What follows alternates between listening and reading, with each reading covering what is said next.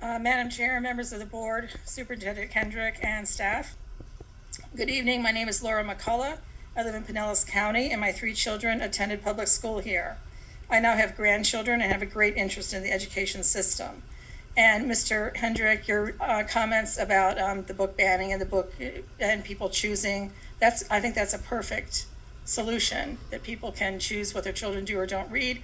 I know that my mom pulled some books out of my hand when I was growing up, and we had a chance to discuss it. What do you think about this? And I got my mother's input in that. Ms. Edmond, I think your point was very well taken. I don't think that we have done enough for the African American community. I don't think we even have a right, white person does not have a right to say what African American people should or shouldn't be taught about their history. I would like to address the removal of books from our classroom. I believe that some people who are behind the removal of books love their children. I believe they want to shelter their children from some of the world's ugliness by removing books that mention, for instance, rape, incest, and murder.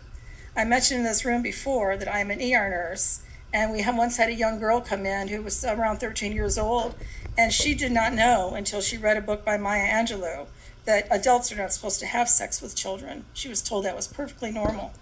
And it wasn't until she read that book that is now banned that she learned something different and was able to change her life. Who told her it was perfectly normal? Books can expand minds, give light to experiences, and give hope to others by identifying events in our lives. Please don't dumb down young minds by banning books. I watched as everyone in this room stood for the Pledge of Allegiance. The final words of the pledge are liberty and justice for all. Do you mean that, or are they just words to you? Some say they are fighting for liberty, but yet they're working diligently to ban liberty for other people. Porn books. Everyone has a right to decide what their children can or cannot read, but no one has a right to decide what other people's children can and cannot read. Never in the history of the world has banning books turned out well. I fear for the children of our state. Is that the only thing she knows about history? For all, keep the First Amendment of free speech intact, and please stop banning books. Thank you.